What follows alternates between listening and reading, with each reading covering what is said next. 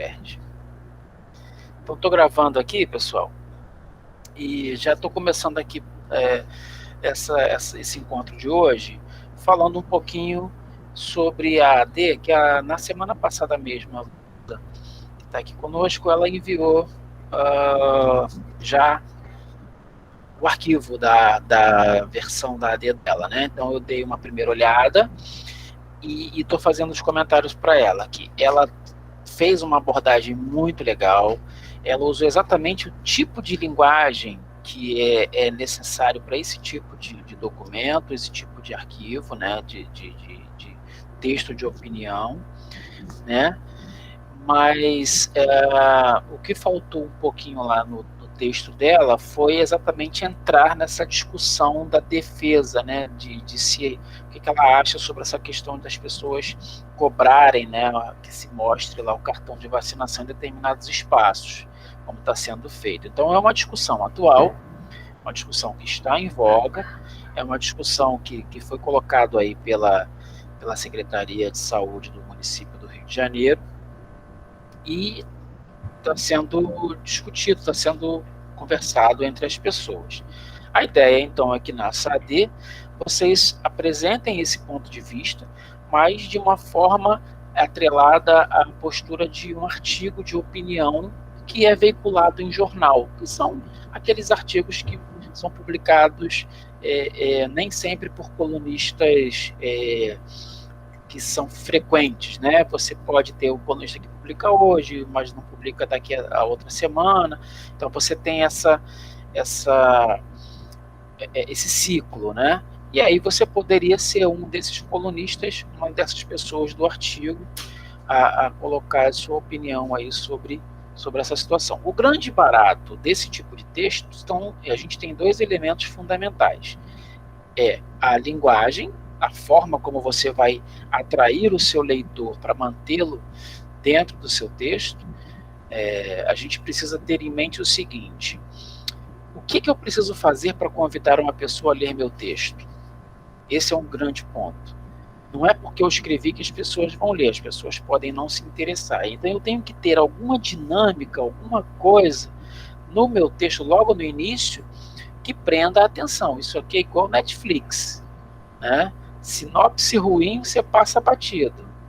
Então a ideia é as 3 primeiras linhas do seu texto, se elas são chatas, se elas são ruins, se elas são cansativas, não imagine que o leitor vai ficar fazendo um esforço enorme para ler você, tá? Então é um tipo de texto em que você tem ali uma oportunidade de agarrar esse leitor por alguma sacada, por alguma coisa que você fale, por alguma tirada, por alguma frase de efeito. Isso vale nesse tipo de texto. Então, no gênero textual aqui do artigo de opinião, vale ter essa tirada, alguma frase de efeito que segure o leitor ali e que ele vá até o final do texto. Então, esse é um ponto, essa adequação de linguagem, tá? O segundo ponto fundamental é a defesa do que você vai apresentar.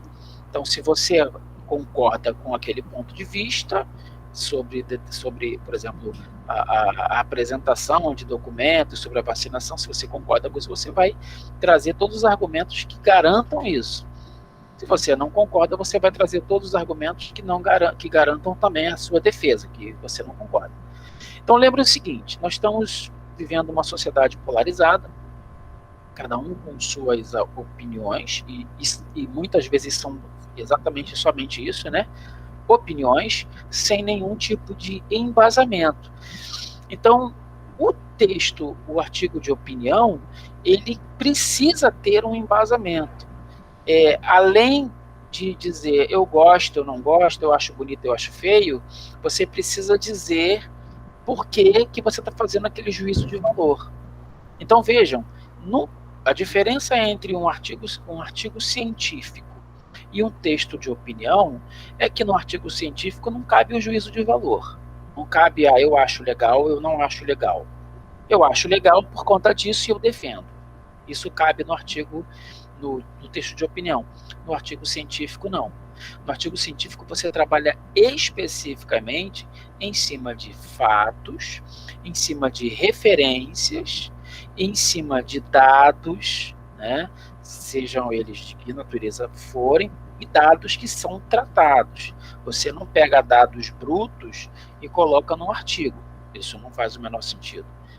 Você trabalha esses dados, analisa esses dados, explica que tipo de método você usou para trabalhar esses dados, explica que tipo de métodos você usou para coletar esses dados, tudo tem que ser explicado.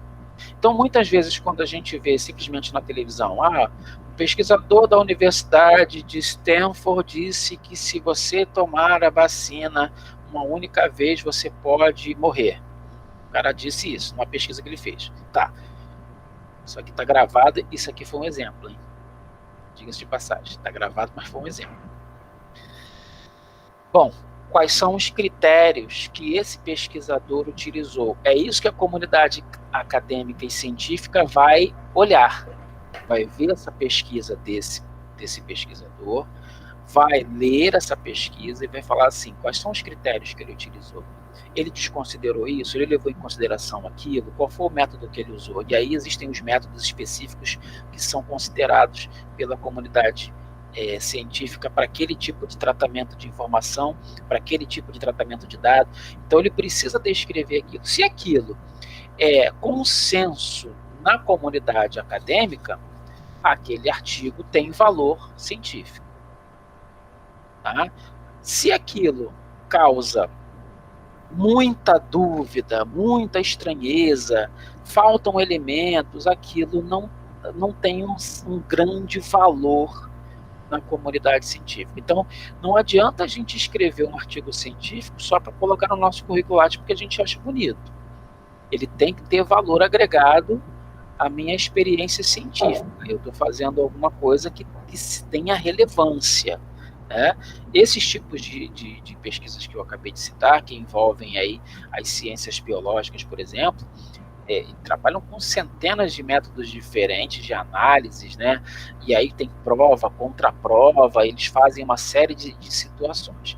Nós, das ciências humanas, trabalhamos com outras perspectivas, mas existem um número também grande de propostas metodológicas para que sejam abordadas, né? Então, por exemplo, aqui na graduação, vocês, quando forem fazer o trabalho final de curso, vocês vão utilizar provavelmente uma abordagem metodológica que se refira lá a uma revisão bibliográfica. Por que vocês vão fazer isso? Porque é o que é mais viável nesse momento acadêmico que vocês estão vivendo. Vocês têm uma série de disciplinas, vocês têm que dar conta de um monte de avaliações, né, de um processo de um curso longo, e dentro do processo de avaliação do curso de vocês, de fato vocês terão ali 2 semestres, um semestre para fazer o pré-projeto, e o projeto em si, e aprovar esse projeto, e o segundo semestre, e o semestre seguinte, que seria para você escrever aquele projeto, transformar aquilo num trabalho final de curso. No caso, eu acredito que seja uma monografia. Então, não dá muito tempo de você fazer pesquisas, né? Coletar dados. Mário, eu já sei o que eu quero pesquisar hoje. Eu estou no primeiro período, mas eu já tenho ideia do que eu quero pesquisar. Beleza, tranquilo. Você pode começar a coletar seus dados aí, separando as bibliografias que você vai precisar utilizar. Já faça essa separação. Agora, eu gostaria de dizer uma coisa para você, sem frustrá-lo. Você vai mudar o seu objeto. É natural. Hoje você pensa uma coisa. No próximo semestre você já vai pensar uma coisa um pouco diferente. Daqui a 4 semestres você vai pensar completamente diferente. E no final do curso você vai achar que aquele tema que você escolheu inicialmente não faz o menor sentido. Pode, claro, acontecer que não, Mário, está muito maduro, é isso que eu quero pesquisar. Claro, sem problema, você vai à luta. Mas eu estou falando aqui de uma maneira mais geral, que aquilo que você está propondo hoje pode não vir a ser aquilo que de fato você vai fazer. De toda forma, você não vai perder essa pesquisa, você vai trabalhar, fazer o estado da arte, né? O que é o estado da arte? O estado da arte é você verificar o que já existe sobre esse tema. Quem já pesquisou sobre isso, quem já falou sobre isso, quais os estudos que já existem sobre esse tema. Você vai selecionar isso, guardar tudinho com você, fazer suas pastinhas no computador, né, por ano, direitinho, para você poder separar e depois só utilizar. Eu já falei. Oi. Professor, posso fazer uma pergunta sobre isso? O professor de alfabetização, ele está apresentando para a gente na próxima semana uma coisa chamada fichamento. Tem alguma coisa a ver com isso aí que você começou a falar, do formato aí Então, eu ia falar até um pouquinho sobre isso. Tem bastante a ver. O fichamento é um gênero que você, na verdade, você só retira trechos de alguma coisa que já está pronta. Então, vamos lá, eu estou citando aqui, você fez o estado da arte do que você está pesquisando, tá? E aí, você encontrou 3 livros que te interessam muito, 3 autores que te interessam muito, e com os temas que eles abordam ali, são exatamente o que você precisa. O que você vai fazer? Você vai lendo, e aquele trecho que você fala, cara, isso aqui é o que eu quero dizer. Né? Esse parágrafo, essa página, essa parte, né? É isso que eu preciso dizer. Então você vai marcar aquilo, você vai ipsiliter, né? Você vai copiar aquilo ali. E aí no fichamento, antigamente a gente falava fichamento porque eram fichas mesmo, né? Lembra das secretárias que tinham aquele fichário, quando você ia no dentista, que ela levantava aquela caixinha de plástico? Eu já vi muito e já usei. Então, era ficha mesmo. A gente escrevia em ficha. Quando eu fiz na faculdade, era ficha. Fazia em ficha. Era um trabalho desgraçado, porque a letra tem que ficar pequenininha. E fazia em ficha ali. E aí, o que você tem que aprender a fazer no fichamento? Você faz a referência completa. Né? Então, você vai colocar ali, lá na sua... Quando você compra um livro, ou no próprio material didático que vocês têm lá,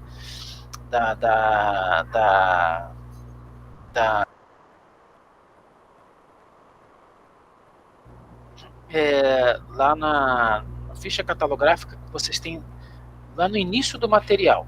É daquela maneira que vocês vão representar o texto que está sendo referenciado. Né? Normalmente a editora coloca isso logo na primeira ou na segunda página, lá no início, quem coloca na contracapa, né? Acho que é isso, na contracapa. Geralmente quem faz é o autor, quando é uma publicação nossa. Tudo bem. Geralmente, quando você faz uma publicação sua monografia, se ela for uma dissertação, tese de doutorado, ela tem que ser registrada na Biblioteca Nacional, então você que faz, né? Você faz junto com a bibliotecária da sua instituição a montagem da ficha catalográfica. E aí tem aquela ordem, né? O nome da obra, sobrenome do autor, o nome, publicação, edição, tudo isso aqui. Você vai fazer exatamente aquela cópia ali, copia aquele pedacinho ali. E também você vai copiar qual é o texto que você quer retirar. Para você se organizar, no cabeçalho da ficha, você escreve tema, né? Você separa por tema. Isso aqui fala sobre tal coisa. Aí a outra ficha, isso aqui fala sobre tal coisa. E assim vai. Então o fichamento é um tipo é um gênero textual em que você separa recortes específicos de textos publicados que te ajudam a dar conta daquilo que você também pensa. Quando a gente faz uma referência, quando a gente faz uma citação direta, utilizando ipsiliteris, aquilo que um outro autor disse, a gente não usa isso para poder deixar o nosso texto mais bonito, nem mais pomposo, nem dizer, nossa, eu li Paulo Freire e estou usando Paulo Freire. Não é lá por isso. Quando você cita alguma obra de alguém ou algum trecho, é para você dizer, está vendo? Esta pessoa me dá margens para pensar exatamente como estou pensando agora. Já existe uma publicação que não foi refutada pela academia e que me dá condições de propor esse meu pensamento. Ou seja, isso aqui me ajuda a embasar aquilo que eu quero defender como ponto de vista. Tá? É para isso que servem as citações e as referências, perfeito? Então, o fichamento é isso, você vai fazer um recorte, e aí ao longo do material que você está lendo, você vai recortando várias vezes, e você coloca lá o autor, a página, né? Porque quando a gente faz a citação direta, Luísa, a gente usa lá exatamente aquele trechinho de novo. Então vamos lá, vai ficar Helena de Santana, Luísa, 2021, página 4. Foi onde você disse aquilo. E aí, como isso está na minha referência bibliográfica, né? A Luísa Helena publicou isso em 2021. Eu tenho a obra de 2021, edição daquele ano, vou lá olhar e realmente está na página 4. Porque pode, tem outra edição, está na página 12. Exemplo. Entendeu? E essa é a ideia de se trabalhar com citação. E aí, isso a gente chama de citação direta, quando você trabalha com essa parte do fichamento. Você também pode fazer para o fichamento, se você quiser, as citações indiretas. O que seria isso? Você lê exatamente a mesma coisa, também vai colocar o nome do autor, a obra, tudo direitinho, só que você está fazendo uma paráfrase, ou seja, você está reescrevendo aquilo que o autor disse ali de uma maneira que você sintetizou, maneira que você acha que ficou bem adequado para aquilo que você queria dizer. Então você faz uma parafraseia, tá? Então a citação direta é o trecho tal como ele foi dito pelo autor. A citação indireta é a sua leitura sobre aquilo que você pegou do autor. Ficou claro isso? Você pode fazer um fichamento utilizando tanto citação direta como citação indireta. Você pode separar, por exemplo, organizar no seu computador citações diretas, aí está aqui por livro, por autor, por ano, tudo separadinho. No final, você vai só coletando para reescrever. Eu confesso que eu fiz isso, tá chamando aqui para a tutoria de língua portuguesa instrumental, que eu já estou nela. É o meu celular. Quando eu caí no erro, quando eu estava fazendo minha dissertação, de não fazer fichamento no início. Eu ia marcando no livro. Isso aqui é legal, marcava no livro, colava um post-it, aí escrevia no livro, e aí ia outro livro, aí eu comecei a escrever minha monografia, minha dissertação. Comecei a escrever. Eu já li isso, onde é que está? Aí começa o desespero, onde é que está? Aí você tem que pegar um monte de livro e reler, e perde um tempo enorme para você achar. Aí você fala, mas isso aqui que eu escrevi se refere ao quê? Você não tem memória daquilo. Então, quando você faz o fichamento, você tem uma memória sobre aquilo. Você está escrevendo, isso aqui, eu estou me referindo a tal coisa. Toda vez que eu estiver falando sobre essa linha de pensamento, posso usar. Você vai organizando a sua forma de pensar o seu trabalho, tá? Eu já falei bastante aí, pessoal. Vocês agora. Parece que o Robson teve que sair por causa do trânsito, né? Sim, mas vai ficar gravado, depois ele pega aí. Ulisses, tá com problema no microfone, se eu não me engano. Se quiser fazer alguma pergunta no chat aí, a gente lê. Contato na plataforma. Com a plataforma, primeiro contato. Dá uma olhada nos materiais, dá uma lida, Ulisses, no conteúdo. A gente já está aqui pelo nosso cronograma, a gente está chegando na aula 6, não é isso, pessoal? Está chegando na aula 6, sendo que uma das aulas fundamentais para você... desculpa, professor, pelo calendário aqui, a aula é a semana 4, né? Não, semana 3, de 28 a 3 de setembro, aula 5 e aula 11. Isso, então beleza, a gente tem que chegar lá na aula 11, que é a aula que vai ajudar muito sobre a questão da argumentação que eu estava falando aqui. Tá bom, tranquilo, Ulisses. Aline, se você quiser também falar alguma coisa, se quiser escrever aí no chat, a gente tá te ouvindo aí, tá? Coloque sua dúvida aí pra gente.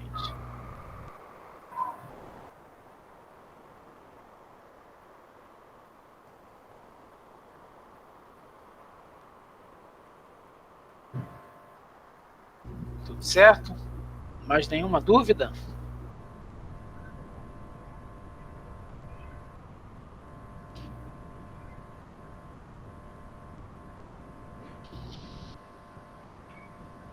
Bem, bom, o que você... Bom, nesse momento eu estou interagindo aqui mais com a Luísa, que está aqui na câmera, né? Está com o áudio também ligado. Ok. Sim, plágio é um problema seríssimo, Ulisses. O plágio, a gente precisa ter muito cuidado, né? Plágio seria usar indevidamente mesmo, você copiar trechos inteiros sem dar o devido crédito para aquele autor. Então, quando a gente faz a referência, além da gente dizer, olha, esse autor me dá suporte para pensar isso, eu estou dando o devido crédito ao pensamento que ele já teve. Claro, ele não é original da minha cabeça, né? Não saiu da minha cabeça, saiu da cabeça de alguém. Então, o plágio é crime, eu não posso plagiar. Hoje, até as plataformas como a nossa, quando vocês enviam material por ela tem uma ferramenta anti-plágio, então ela consegue detectar lá um percentual de similaridade entre aquilo que é original do autor e aquilo que já existe por aí. Tá? Então, eu acho que fazendo uma meia-culpa como professor, assim, embora eu tenha sempre combatido isso ao longo da minha carreira como professor, eu acho que a escola tem uma grande parcela de culpa nessa ideia de plágio, porque a gente, como escola, como educadores, a gente sempre olhou para o trabalho escolar como algo sem valor. O trabalho escolar era aquele item que era para ajudar o aluno em uma situação difícil, era aquele item de avaliação que iria simplesmente safar um aluno de uma reprovação ou de uma recuperação, né? E sem critérios. Era simplesmente, o único critério era entregue no dia tal. Sendo que no dia tal, muitas vezes o cachorro comia o trabalho, caía uma tempestade só naquela casa, só aquela casa sofria uma inundação, enfim, todos os 1000 problemas que a gente imagina que acontecem na lei de Murphy aconteciam com aquele sujeito que iria entregar um trabalho. E como era esse trabalho? Era cópia. Antes da internet, fazia trabalho na munheca. Como é que era o trabalho? A gente pegava um livro que não era o livro oficial da escola, era um livro de um autor que falava sobre aquele assunto. Então, assim, a escola adota o livro aqui, Faraco Moura. Beleza, tá aqui, Faraco e Moura, para a língua portuguesa. Aí fale sobre orações subordinadas. Aí eu ia lá no outro livro, do Evanildo Bechara, por exemplo, e pegava exatamente o mesmo tema, fale sobre oração subordinada, e copiava o que era oração subordinada. Oração subordinada é isso, copiava os exemplos que estão lá, e colocava na minha folha de almoço e entregava o professor. E, enfim, como eu copiava, eu acabava lendo, mas eu não estudava aquilo. E aquilo não ficava internalizado porque não era processado. Não havia um processo de internalização ali. Né? Você simplesmente transpôs de um lado para o outro. Você copiava daqui para lá e entregava. 9,5. O meio, ninguém sabe qual foi o critério que o professor usou para te dar meio. Que, na verdade, ele está dizendo que o Bechara errou em alguma coisa. Bechara, deu mole, errou em alguma coisa aqui. Tá? Por isso que você tirou 9,5, porque o trabalho não foi feito por mim. Eu só tive trabalho braçal, né? Trabalho braçal. O trabalho intelectual não foi meu. Então, isso é um problema gravíssimo que a escola sempre gerou e ainda gera, ainda acontece. Trabalhos em que os meus alunos não queriam e que nunca me pediam, era a primeira vez e única que me pediram os alunos de literatura: professor, passa um trabalho para ajudar, sem dúvida, vamos lá. E coloquei no quadro antes todos os critérios que seriam avaliados e todas as formas como eles deveriam apresentar o trabalho. Nunca mais pediram trabalho, porque o trabalho dava um trabalho enorme para fazer. Eles precisavam ler pelo menos 2 bibliografias, pelo menos 2 livros. Não precisava ler o livro todo, mas era para ler o capítulo que era. E precisavam escrever parafraseando, ao menos parafraseando. Pelo menos tendo o trabalho intelectual de ler e tentar colocar o que entenderam. Ao final, a referência bibliográfica e também fazer a correlação. Você tem que correlacionar isto que você leu a isto. Por isso eu estou indicando 2 livros. Você está lendo esse e esse. Correlacione os 2 e o seu texto tem que ter essa correlação. E aí era o desespero, porque não se fazia isso. Então eles aprendiam a fazer, eu ensinava a fazer uma correlação.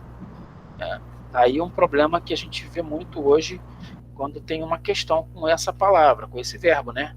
Correlacionar. E aí as pessoas geralmente elas não correlacionam, geralmente elas falam de um item e não falam do outro. Falam desse muito bem e daqui esquecem a parte da correlação.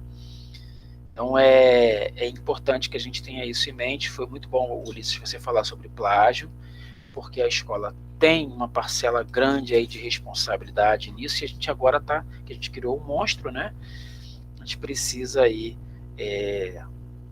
desfazer, desconstruir isso. Vocês imaginem que isso não é brincadeira, não é coisa só de aluno do 6º ano, não.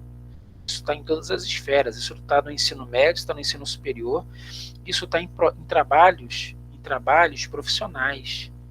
Você pede um autor para eu quero que você contrata uma pessoa como autor para ele escrever uma obra para você, e você pega plágio.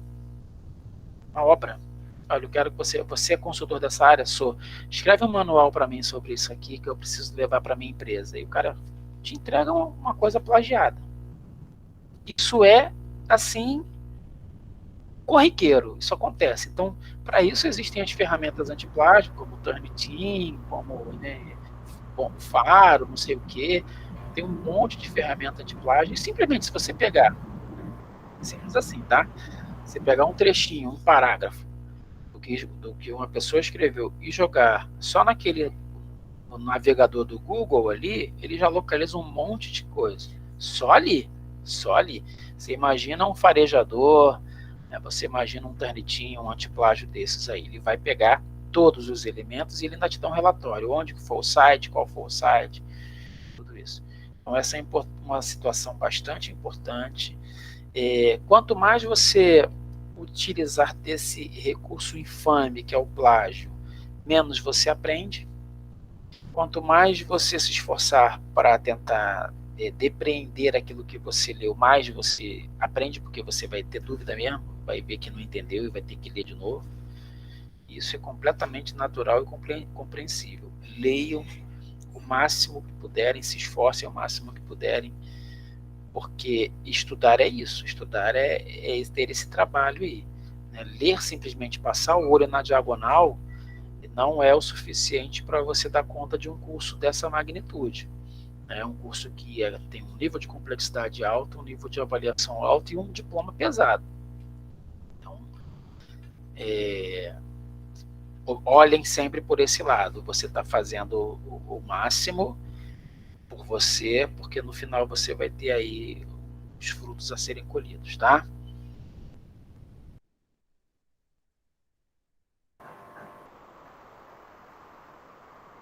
O brasileiro, historicamente, tem esse costume, né, de queimar etapas. Então é mais fácil copiar do que filosofar, criticar, analisar, correlacionar com coisas.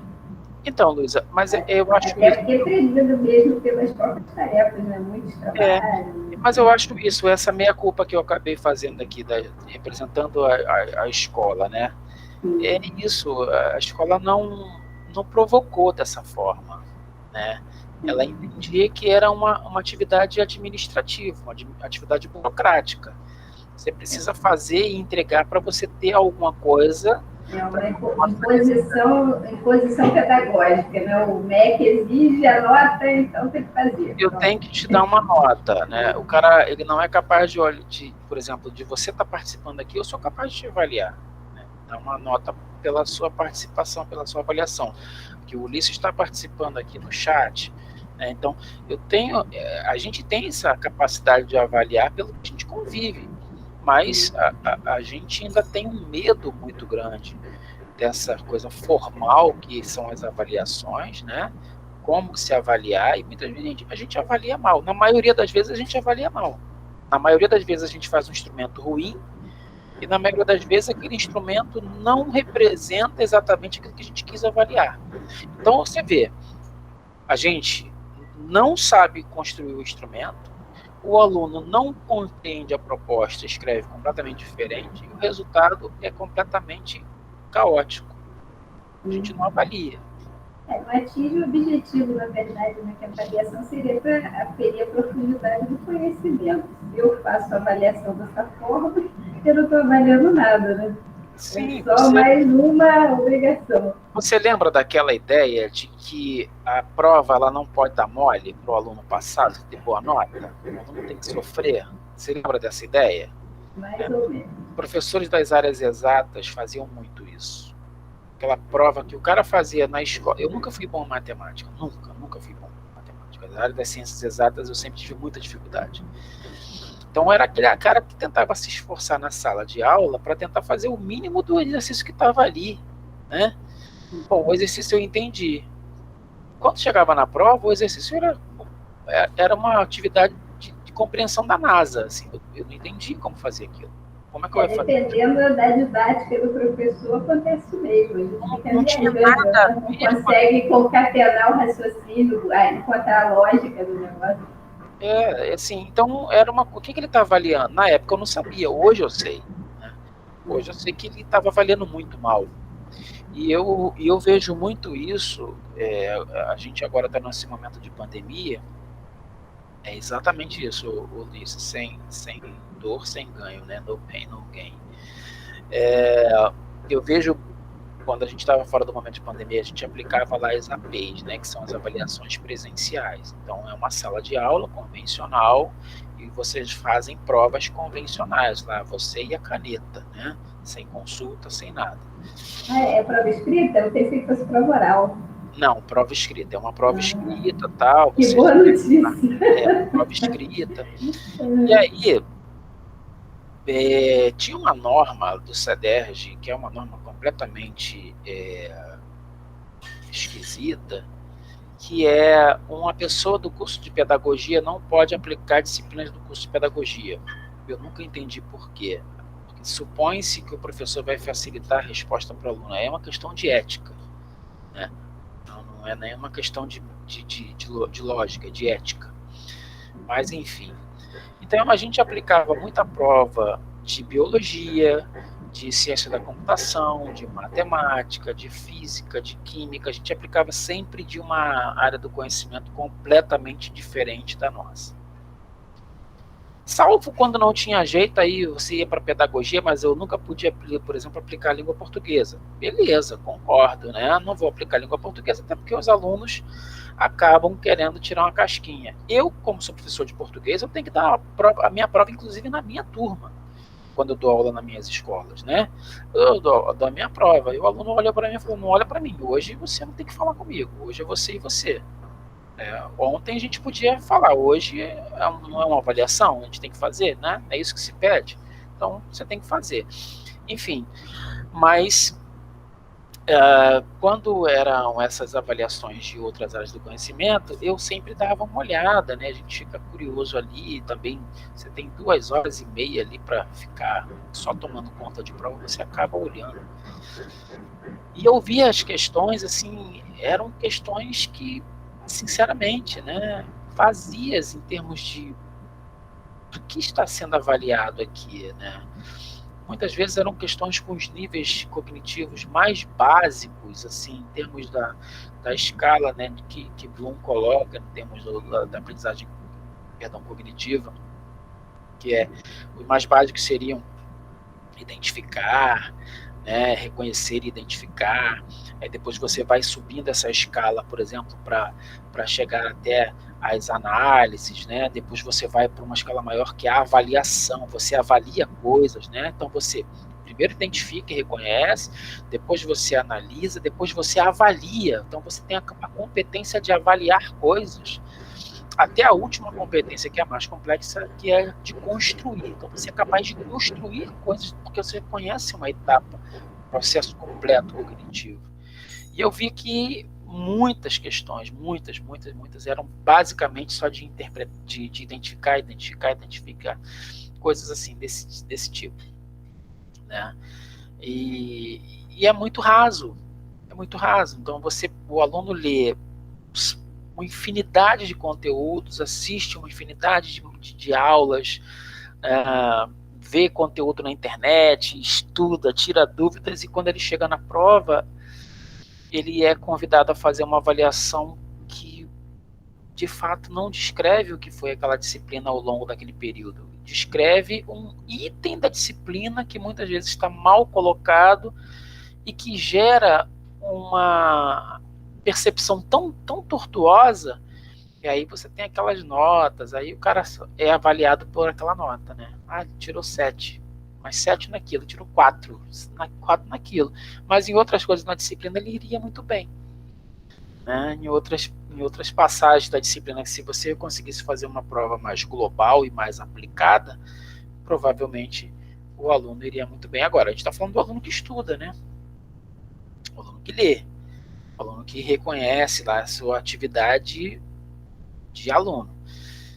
A gente não está falando do aluno, do estudante que sequer pega no seu material, aí realmente não tem o que fazer, né? Esse aí a gente não está falando desse.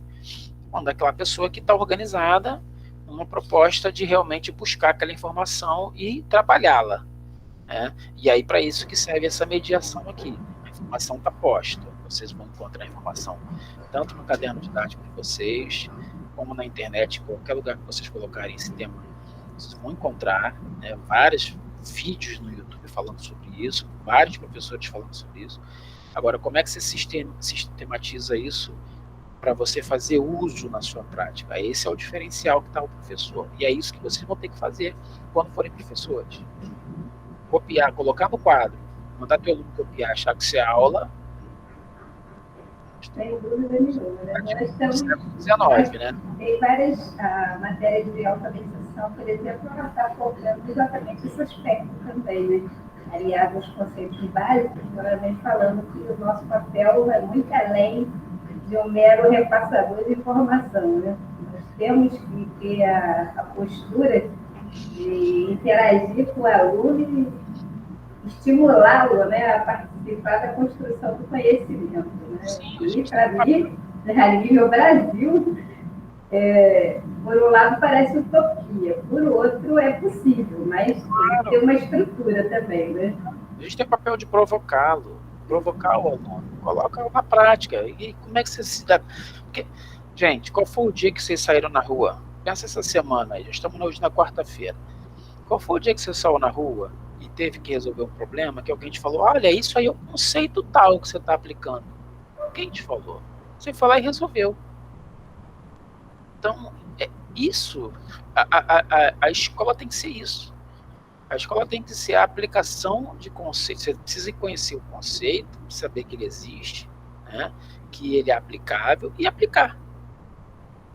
Trabalhar com ele, né? Para que serve oração subordinada? Só para reconhecer? Aí não faz sentido, ninguém decora isso, ninguém aprende isso. Agora, quando você começa a perceber que a oração tem um elemento chamado conjunção, né, que é a que faz que ela junta uma oração na outra, e que é isso que faz a diferença, que é isso que dá um tom de percepção, de sentido para quem vai ler ou para quem vai ouvir de maneira diferente. Uma oração adversativa, uma coordenada adversativa, por exemplo, olha que coisa legal. A filosofia Interessante. A gente realmente são muitos conceitos e para quem não utiliza na prática, né, com frequência, ao longo do tempo a pessoa vai esquecendo tudo isso. Sim. Vai ficando lá embaixo daquele número, milhões de informações que a gente recebe diariamente. Exatamente. E a gente vê na prática. Então, um exemplo muito claro aqui de uma oração adversativa, uma coordenada adversativa. Estou trazendo tudo direitinho aqui, olha. Eu gostei muito da sua avaliação, você escreveu muito bem, o seu texto estava muito bonito, sem erros ortográficos, né? Agora eu vou trazer um conectivo. Aí eu trouxe um conectivo lá, uma conjunçãozinha adversativa, que é a que dá a adversidade. Ela vai dizer, tudo isso que você disse tem um tom, mas o que eu vou dizer agora vai contrapor a isso que eu disse anteriormente. Então estava tudo muito bom, muito bonito, muito bem feito, mas você não conseguiu atingir o objetivo final. Então essa última oração, né, que são orações interpostas, que são coordenadas, essa última oração, ela vai trazer um novo sentido para o contexto do período. Já nas orações, elas são orações independentes. Já na oração subordinada, quando isso acontece, a gente está falando de um quando, por exemplo, que é temporal, né, ele tem uma relação de sentido, ele fica ligado como um adjunto adverbial aqui de tempo. Quando você percebe, ele é um adjunto adverbial de tempo. É isso que é oração coordenada e oração subordinada. É isso que eu estou falando para vocês aqui, acabei de explicar. Se conseguir entender o princípio, o funcionamento, a utilidade, o nome não faz muita relevância, né? Acaba ficando até conectado, né? O dia que eu não sabia, eu saí da universidade, não sabia oração subordinada. Eu falei, não é possível, me recuso. Eu sentei e eu só levantei quando eu entendi. E aí eu falei, é isso, nossa. E a primeira aula que eu dei foi exatamente isso que eu estou falando para vocês. Claro que hoje a gente tem um pouco mais de experiência. Mas exatamente isso, falando para os alunos o que era a prática da coisa, e não colocando frases soltas, pedindo para eles identificarem. E quando chegamos nisso, eu falei, professor, mas é só isso? É só isso. O inconveniente é que são muitos, né? Que você tem uma lista. Aí nessa lista você tem que ficar lembrando de nomes. Mas é isso. Por enquanto você consulta. E eu não vou ficar utilizando conjunções que o cara não usa no dia a dia dele para dar uma nota baixa. Porque é isso que aí vem o problema da avaliação. Outro sim. Não, você não usou outro sim, amigo. Quem é que usa outro sim? Quem é que usa não obstante? Não, a palavra é Jesus. Quem é que usa não obstante? Eu uso porém. Uso mais, né? Até o no entanto num texto vale, né? Agora, não obstante, você não usa. Todavia... Texto jurídico, em jurídico a gente encontra bastante. Você tem um juridiquês, né? Sim. Um outro idioma. Que não, que eu, particularmente, quando eu leio, eu abomino. Eu falo, para que se fala isso? Mas...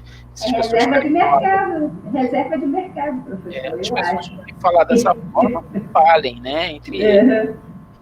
Mas não considero isso o falar bem, muito menos falar bonito, né? Eu acho que é falar complicado, falar difícil, eu acho que é um falar hermético, tal qual o barroco fazia, né?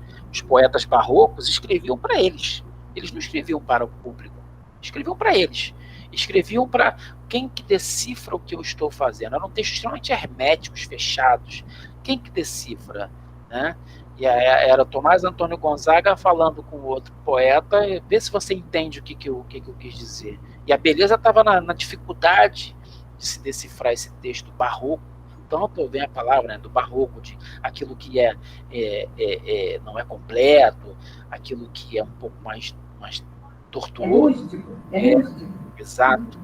Né? Então tem isso aí. Fechado, minha gente. Mais alguma dúvida? Faltam 4 minutinhos. Eu estou me preparando para o próximo encontro que já vai entrar aqui agora. Acaba gerando um trauma na pessoa e nas pessoas que estão... Exatamente, perfeito. Bem colocado, Ulisses. As pessoas ficam traumatizadas porque, né, acabam ouvindo. Você não sabe escrever, não sabe falar, e quando isso não é verdade. Todo mundo sabe escrever, todo mundo sabe falar. A questão é a adequação a padrões. Isso também a gente vai ver um pouquinho mais para frente. Tá bom? Valeu, minha gente. Uma boa noite para vocês. Até semana que vem. Depois eu te dou feedback em outra parte, tá? Sucesso aí. Não esquece de olhar meu texto, professor. Acho que eu consegui acertar, mas enfim. Tá certo. Tá bom. Obrigada aí pela ajuda. Tchau, tchau, Boa gente. noite.